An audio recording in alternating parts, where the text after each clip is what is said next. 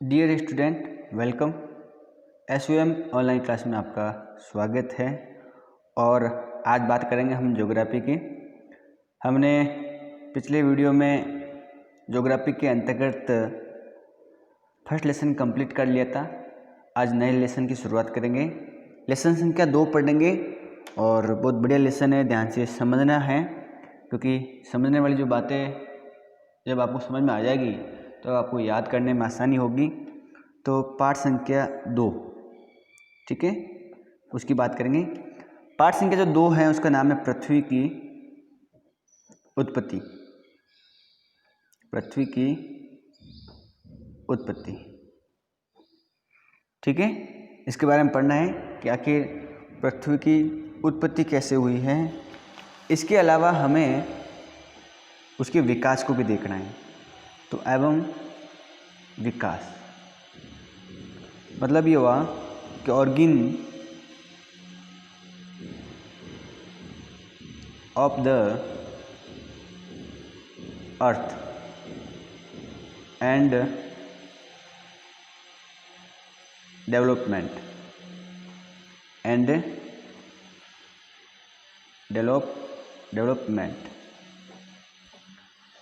तो पृथ्वी की उत्पत्ति और विकास के बारे में आप ध्यान देंगे कि आखिर पृथ्वी की उत्पत्ति कैसे होती है, किस प्रकार पृथ्वी हमारा जो ग्रह है उसकी निर्माण की क्या प्रक्रिया है वो समझेंगे। अगर हम प्राचीन इतिहास की बात करें तो प्राचीन समय में अलग अलग लोग पृथ्वी के विकास के बारे में और ब्रह्मांड के विकास के बारे में अलग अलग धारणाएं रखते थे। क्या रखते थे? अलग अलग धारणाएं, ठीक है, अलग अलग संकल्पना या परिकल्पना रखते थे, उनकी बात करेंगे। अगर हमको पृथ्वी के विकास को और उत्पत्ति के बारे में अगर हमको समझना है तो आपको पता होनी चाहिए कि किन किन वैज्ञानिकों ने, भूगोलवेत्ताओं ने इसकी क्या क्या संकल्पना दी है, ये आपको पता होनी चाहिए। तो मैं एक एक संकल्पना के बारे में बताऊंगा, ध्यान से सुनना, समझना। तो पहले आपको पता होनी चाहिए कि जो वैज्ञानिक संकल्पना है, संकल्प का मतलब होता है कि ऐसी कोई धारणा या बात है जो कल्पना जैसी लगती हो, जिसमें कल्पना जोड़ी हो, वो संकल्पना है। जैसे आपके मन में किसी बात के बारे में कोई कल्पना है, फिर आपने कल्पना कर दी कि संसार ऐसा होगा, ऐसे वैसा, आपने अपने मन में इस प्रकार की कल्पना बैठाए रखी हुई है, तो वो जो कल्पना है वो आपकी संकल्पना हो जाएगी। तो हम वैज्ञानिक संकल्पना पढ़ेंगे कि आखिर किन किन भूगोलवेत्ताओं ने किस प्रकार की संकल्पना दी है। तो मैं बात कर सकता हूँ कि जो साइंटिफिक कंसेप्ट है उसकी बात करेंगे कि कौन कौन सी धारणाएं हैं वैज्ञानिकों की। पृथ्वी की उत्पत्ति के तहत सबसे पहले एक बहुत बड़े भूगोलवेत्ता हुए थे, उन्होंने पृथ्वी की उत्पत्ति के संबंध में सबसे पहले धारणा दी थी। उनका नाम आप याद कर सकते हो कि एक फ्रांसीसी वैज्ञानिक था, फ्रांसीसी वैज्ञानिक, और उनका नाम था कास्ते द बफन। इन्होंने 1749 में सबसे पहले पृथ्वी की उत्पत्ति से संबंधित बातें और कल्पना की हैं, ये ध्यान रखना है। अलग अलग समयों में अलग अलग वैज्ञानिक लोग आए, उन्होंने अपनी अलग अलग धारणाएं दी, और सभी जो धारणाएं हैं वो 2 संकल्पनाओं के ऊपर आधारित है। और ऐसा माना जाता है कि ब्रह्मांड की उत्पत्ति 2 चीज़ों से हुई है। एक तो धारणा ये है कि ब्रह्मांड की उत्पत्ति एक तारे से हुई है, एक तारे से। ऐसे लोग हैं, ऐसे वैज्ञानिक जो ये मानते हैं कि ब्रह्मांड की उत्पत्ति, ब्रह्मांड का निर्माण, ये जो ब्रह्मांड बना है वो एक तारे से बना है। सौर जो मंडल है हमारा, ग्रहों की जो उत्पत्ति है उसके पीछे एक तारे का सहयोग है। तो एक तारे को मानने वाली जो संकल्पना है उसको बोलते हैं अद्वैतवादी। क्या बोलते हैं? अद्वैतवादी संकल्पना। मैं आपको वापस बताऊंगा, समझना है, देखो आराम से समझना है, तभी आपका कंसेप्ट क्लियर होगा। अपन कंसेप्ट की बात कर रहे हैं ना, देखो कंसेप्ट आया है तो कॉन्सेप्ट की बात करेंगे तो आपको समझ में आना ज़रूरी है। मैं ये कह रहा हूँ कि अलग अलग वैज्ञानिकों ने, अलग अलग भूगोलवेताओं ने पृथ्वी की उत्पत्ति और ग्रह के निर्माण के बारे में अलग अलग बातें की हैं। अगर हम सबसे पहले वैज्ञानिक की बात करें तो एक फ्रांसीसी वैज्ञानिक था जिनका नाम था कास्टे द बफन। उन्होंने 1749 में सबसे पहले पृथ्वी की उत्पत्ति के बारे में जानकारी दी। इतनी बात समझ में आ गई। अब अलग अलग समय में अलग अलग लोगों ने, वैज्ञानिकों ने पृथ्वी की उत्पत्ति के संबंधित अलग अलग बात कही। कुछ वैज्ञानिक ऐसे थे जो ये मानते हैं कि पृथ्वी की जो उत्पत्ति है वो एक तारे से हुई है। एक तारे के विखंडन से, एक तारे के टूटने से, बिखरने की वजह से पृथ्वी या ग्रहों का निर्माण हुआ है। क्योंकि मैं पृथ्वी उत्पत्ति या ग्रहों की उत्पत्ति एक ही मान सकता हूँ। क्यों? क्योंकि पृथ्वी क्या है? एक ग्रह है। तो पृथ्वी एक ग्रह है तो ग्रहों की उत्पत्ति जैसे हुई है वैसे तो पृथ्वी की हुई होगी। तो पृथ्वी की उत्पत्ति संबंधित जो अलग अलग संकल्पना है वो दो प्रकार की हैं। एक तो ऐसी है कि जो एक तारे से मानते हैं, इसको बोलते हैं अद्वैतवादी संकल्पना, ठीक है। और एक जो ऐसे लोग हैं जो मानते हैं कि पृथ्वी की उत्पत्ति दो या दो से अधिक तारों से हुई है, ठीक है, एक से अधिक तारों से हुई है, उस संकल्पना को बोलते हैं, आपको ध्यान रखना है कि उस जो संकल्पना है वो द्वैतवादी संकल्पना है। कौन सी? द्वैतवादी।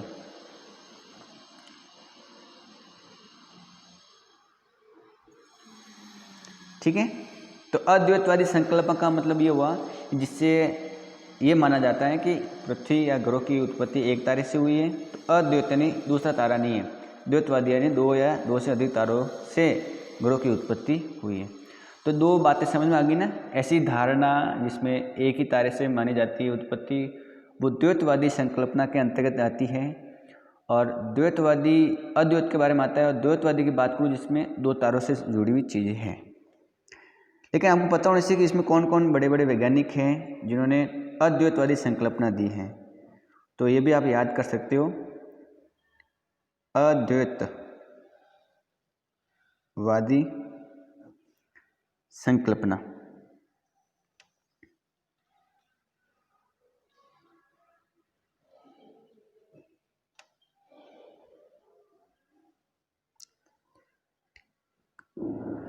ठीक है, तो इसको कहते हैं मोनिस्टिक कॉन्सेप्ट,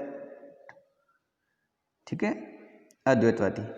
इसके अंदर बहुत सारे वैज्ञानिक थे। अगर हम उन वैज्ञानिक की बात करें तो एक तो कास्टे द बफन का नाम याद करना एक तो। इसके अलावा इसके अंदर मैनुअल कांट, उन्होंने भी अद्वैतवादी संकल्पना दी थी। इसके अलावा आपको ध्यान रखना है कि लाप्लास जो वैज्ञानिक था उसने भी अद्वैतवादी संकल्पना दी थी। इसके अलावा रॉस उसने भी दी थी। इसके अलावा लाक्यर एक और वैज्ञानिक था जिसने अद्वैतवादी संकल्पना दी थी। तो मैंने आपको अद्वैतवादी संकल्पना के बारे में बताया कि ऐसी संकल्पना जिसमें ग्रहों की उत्पत्ति एक तारे से हुई है, वो जो संकल्पना है वो अद्वैतवादी है। अद्वैत यानी दूसरा नहीं, एक ही तारा है, दो तारे नहीं, एक ही तारा है, ठीक है। मतलब मोनिस्टिक कॉन्सेप्ट क्या कहता है? जिसमें एक तारे से उत्पत्ति हुई है। अब ऐसा कौन कौन कहते हैं? तो ये सब कहते हैं, ये इन सब की अपनी अपनी धारणा है, संकल्पना है। ये कहते हैं कि कास्टे द बफन अलग कहता है, मैनुअल कांट अलग कहता है, लाप्लास अलग कहता है, रॉस और लाक्यार ये भी अलग अलग बातें कहते हैं। जब आप बड़ी क्लासों में और कॉलेजों में पढ़ेंगे तो इनकी बड़ी बड़ी जो धारणा है इनके बारे में आप विस्तार से पढ़ेंगे। लेकिन आपको तो अभी इनके नाम याद रखना है, और बाकी आपकी किताब के अकॉर्डिंग हम अगर बात समझें तो पृथ्वी की उत्पत्ति के बारे में जो धारणाएं दी है आपको वो समझना है, ठीक है। लेकिन आपको ये भी पता होना चाहिए कि द्वैतवादी में कौन कौन आते हैं। आखिर द्वैतवादी जो संकल्पना है वो किस किसने दी है वो भी आप याद करेंगे।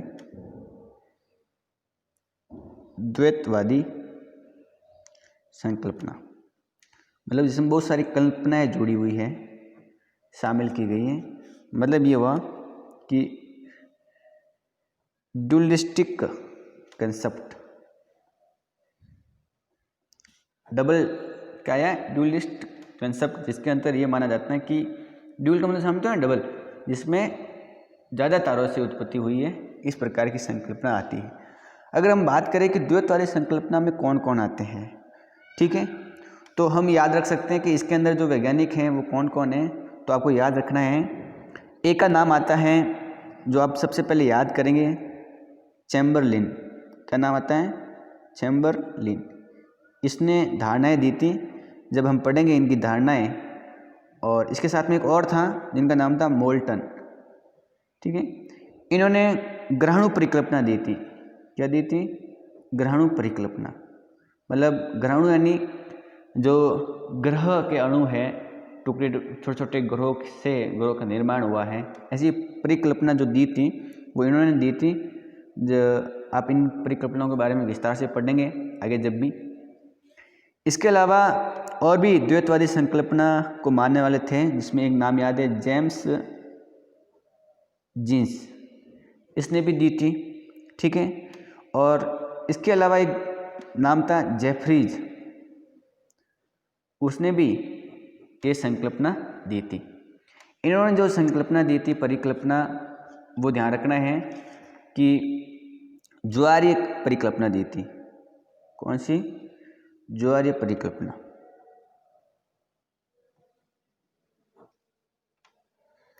ठीक है, ये ध्यान रखना है। तो इसके अलावा एक और थे, वो भी आप याद करेंगे कि उसका क्या नाम है। उसका नाम है H.N. रसेल। उसने भी द्वैतवादी संकल्पना का समर्थन किया था और उससे संबंधित अपनी धारणा दी थी। तो अब आप ध्यान से सुनेंगे और समझेंगे। पृथ्वी की उत्पत्ति के बारे में अलग अलग धारणाएं हैं, लोग अलग अलग समझते हैं, लोगों के दिमाग में अलग अलग बातें हैं। कोई मानते हैं कि पृथ्वी की उत्पत्ति वैज्ञानिक तरीके से हुई है, कोई कहता है कि पृथ्वी की उत्पत्ति धार्मिक तरीके से भगवान ने की है। तो अलग अलग तो बातें होनी चाहिए। आखिर ये पृथ्वी बनी कैसे है, हमारा सौरमंडल कैसे बना है, वो अपन को समझना है। तो अगर हम धार्मिक कल्पना की बात करें तो धर्म से जुड़ी हुई है कि भाई भगवान ने इस प्रकार से संसार बनाया है, तो वो अलग बात है। लेकिन हमको धार्मिक नहीं समझनी, हमको वैज्ञानिक संकल्पना समझनी। आखिर वैज्ञानिक क्या तर्क है, पृथ्वी कैसे बनी है, उसके पीछे साइंस का क्या तर्क है, अगर वो हम समझें तो उसके अलग अलग मत हैं। उसमें अलग अलग वैज्ञानिक अलग अलग तरीके से मानते हैं। जैसे अगर माने तो उसमें दो मत हैं, वैज्ञानिक मत कितने? दो। एक तो ऐसा मत है कि एक तारे से हुई है, वो अद्वैतवादी संकल्पना है। और दूसरा जो मत है वो द्वैतवादी है, मतलब दो तारों से या दो से अधिक तारों से हुई है, ठीक है। सबसे पहले इस धारणाओं को बताने वाला जो व्यक्ति था वो था कास्तेज बफन, जो 1749 में बताता है कि पृथ्वी की जो उत्पत्ति है वो एक तारे से हुई है, अपनी संकल्पना देता है। बात समझ में आ गई? अब जो अद्वैतवादी संकल्पना है, मोनिस्टिक कंसेप्ट है, उसके अंदर कुछ वैज्ञानिक हैं जो ये मानते हैं कि पृथ्वी की उत्पत्ति एक तारे से हुई है। ऐसे कौन कौन से वैज्ञानिक हैं? दो तीन वैज्ञानिक का नाम याद करना है, कास्तेज बफन, इमैनुअल कांट, लाप्लास, रॉस और लाक्यार। ये ऐसे वैज्ञानिक हैं जो ये मानते हैं कि पृथ्वी या ग्रहों की उत्पत्ति एक तारे से हुई है। बात समझ में आ गई? इनका नाम याद करना है। इनकी जो धारणाएं हैं, परिकल्पना, वो आपको नहीं पढ़ाएंगे क्योंकि वो आपके कॉलेज के लेवल के। आप जब कॉलेज में आएंगे तब आप इनके बारे में विस्तार से पढ़ेंगे क्या क्या धारणाएं। अब आपको केवल नाम याद करना है। अब है द्वैतवादी संकल्पना। द्वैतवादी संकल्पना के अंतर्गत जो वैज्ञानिक है वो ये समझते हैं कि पृथ्वी की उत्पत्ति है वो एक तारे से हुई है, नहीं दो तारों से हुई है। एक तारे के अंदर तो ये है, दो तारे से अगर दो या दो से अधिक तारों से हुई है तो द्वैतवादी संकल्पना है, जिसको ड्यूलिस्ट कंसेप्ट कहते हैं, ठीक है। इसमें कौन कौन ऐसे व्यक्ति हैं या वैज्ञानिक है जो ये मानते हैं कि दो तारों या दो से अधिक तारों से हुई है? तो चैम्बरलिन, मोल्टन, वो ऐसा मानते हैं। उन्होंने एक परिकल्पना दी है, उसमें समझाया कि ऐसे दो तारों का प्रयोग हुआ है। उस परिकल्पना को बोलते हैं ग्रहणु परिकल्पना। क्या बोलते हैं उसको? ग्रहणु परिकल्पना, ठीक है।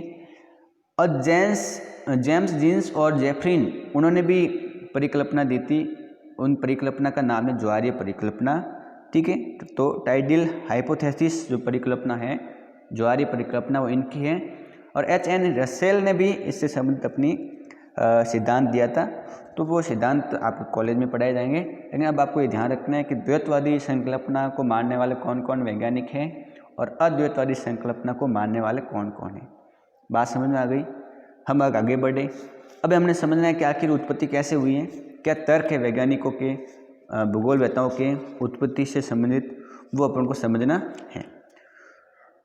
तो आखिर अपन को आधुनिक सिद्धांत समझना है कि आरंभिक सिद्धांत क्या था और आधुनिक सिद्धांत क्या था। तो ध्यान से समझेंगे।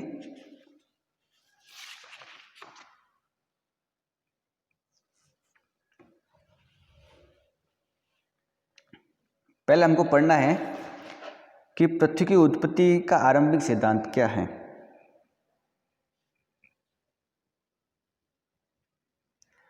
आरंभिक सिद्धांत, ठीक है, ध्यान से सुनेंगे, समझेंगे।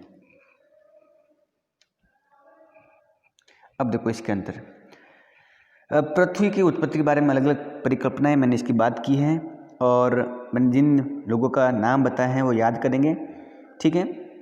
तो मैंने इमैनुएल कांट का नाम बताया है, वो आप याद करेंगे। और 1796 के अंदर आपको ध्यान रखना है कि एक गणितज्ञ था लाप्लास या लाप्लेस, ठीक है। उसने आरंभिक सिद्धांत के तौर पर ग्रहों की उत्पत्ति या पृथ्वी की उत्पत्ति के रूप में एक परिकल्पना दी। उस परिकल्पना का नाम है न्यायिका परिकल्पना, ठीक है, जिसको बोलते हैं नेबुलर हाइपोथेसिस, ठीक है। ये किसने दी? न्यायिका परिकल्पना लाप्लेस ने दी। कब दी? 1796 के अंदर, 96 के अंदर। एक बात याद होगी, तो आपको ध्यान रखना है कि पृथ्वी की उत्पत्ति में लाप्लेस की परिकल्पना का क्या नाम है? तो न्यायिका परिकल्पना, नेबुलर हाइपोथेसिस, 1796 में दी। ये जो परिकल्पना है, इस परिकल्पना में माना जाता है कि जो ग्रह हैं उनका जो निर्माण है वो धीरे धीरे या धीमी गति से हुआ है। किस गति से हुआ है? धीमी गति से हुआ है। ऐसा नहीं फटाफट ग्रहों का निर्माण हो गया, बिल्कुल धीमी गति से हुआ है। और इसमें धीमी गति से जो पदार्थ हैं वो पदार्थ आपस में मिले, बादल बने, और बादल बनने के बाद में धीरे धीरे उनका विकास हुआ, उससे सूर्य बने और इस प्रकार से ग्रहों का निर्माण हुआ, ठीक है। तो ऐसा उनकी परिकल्पना है। परिकल्पना का मतलब ये होता है कि ऐसा उनके बारे में उन्होंने कल्पना रखी है, अपने मन में धारणाएं रखी हैं जो अपन को बताते हैं। अगर मैं और बात करें तो 1900 में चैम्बरलेन व मोल्टन इन्होंने भी अपनी परिकल्पना दी, जो मैंने आपको बताया था कि दो तारों से संबंधित हैं, ठीक है। इनकी जो परिकल्पना मैंने आपको अभी बताई थी कि इसके अंतर्गत ये मानते हैं कि जो ग्रह है या ब्रह्मांड है उसकी उत्पत्ति सूर्य के पास में एक और ग्रह आने की वजह से हुई। ये मानते हैं कि सूर्य पहले एक ठंडा और अस्थिर, मतलब स्थिर और ठंडा ग्रह तारा था, उसके पास में कोई बहुत बड़ा तारा आता है, उसके आपस में तारा आने की वजह से गुरुत्वाकर्षण बल की वजह से सूर्य से कोई ऐसे चिंगार या शिगार बाहर निकलता है, और शिगार बाहर निकल करके वहाँ से उस शिगार इस प्रकार से निकलता टूट जाता है, बिखर जाता है, और बिखर जाने की वजह से इसमें ग्रहों का निर्माण हो जाता है, धीरे संघनित होकर ग्रह बनते हैं, ऐसा इनका मानना है, ठीक है। और इसका ये जो बात है, इसका जो समर्थन करने वाले लोग थे या वैज्ञानिक थे वो कौन कौन थे? तो एक तो मैंने नाम बताया था जेम्स जीन्स, जो इस बात का समर्थन करते हैं। इसके अलावा जो जेफरी है वो भी इनका समर्थन करते हैं। तो ये बात याद करना है। समय के साथ साथ में विकास होता गया और 1950 के अंदर एक रूस के वैज्ञानिक थे, इनका नाम था ऑटो शिमिड। क्या नाम था? ऑटो शिमिड। ऑटो शिमिड भी अपने न्यायिका परिकल्पना में कुछ बातें कहते हैं उससे संबंधित। इसके अलावा जर्मनी के एक वैज्ञानिक थे जिनका नाम आपको याद करना है, उनका नाम था कार्ल वाइजास्कर। क्या नाम था? कार्ल वाइजास्कर। ये भी परिकल्पना देते हैं और इस परिकल्पना के तहत अपने कुछ बातें बताते हैं। जो परिकल्पना थी न्यायिका परिकल्पना लाप्लेस की, उसमें कुछ संशोधन करते हैं और इसके विचार प्रकट करते हैं, ठीक है। न्यायिका परिकल्पना में कुछ संशोधन करते हैं और वो बताते हैं कि जो एक सूर्य है, उस सूर्य पहले एक न्यायिका से घिरा हुआ था जिसके अंदर हाइड्रोजन, हीलियम, इस प्रकार की गैसें थी और धूल के कण थे। ठीक है, और वो धूल के कण आपस में घर्षण की वजह से और टकराव की वजह से एक तस्तरी बनी, तस्तरी बनी और उस तस्तरी से धीरे धीरे बादलों का निर्माण हुआ और उसमें वृद्धि होती गई और वृद्धि के साथ साथ में उससे फिर ग्रह और ब्रह्मांड की उत्पत्ति हो गई और उनका निर्माण हुआ है। तो ऐसी सामान्य बातें आपको ध्यान रखनी है कि कौन वैज्ञानिक किस प्रकार की बातें करते हैं। हमने 4-5 वैज्ञानिकों के बारे में पढ़ा है कि किस प्रकार के वैज्ञानिक किससे जुड़ी हुई बातें कहते हैं। ये तो प्रारंभिक उत्पत्ति का सिद्धांत था। हमें जो मूल रूप से पढ़ना है वो आधुनिक सिद्धांत पढ़ना है, मॉडर्न प्रिंसिपल पढ़ना है, आधुनिक सिद्धांत।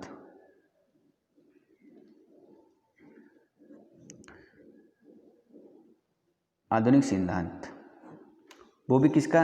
ब्रह्मांड की उत्पत्ति का। वर्तमान समय में ब्रह्मांड की उत्पत्ति के कौन कौन से सिद्धांत हैं?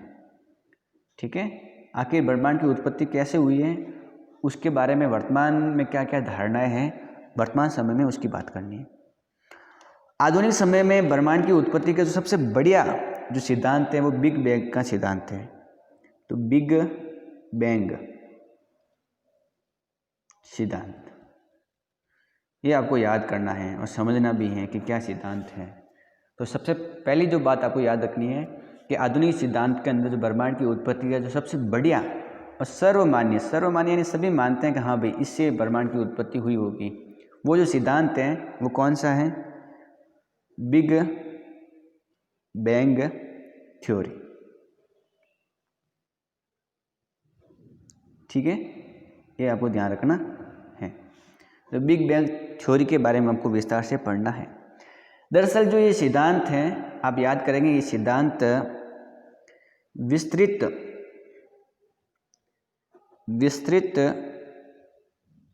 ब्रह्मांड परिकल्पना पर आधारित है।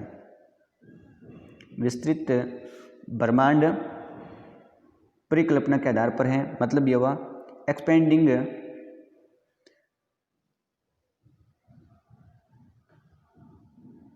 Universe hypothesis.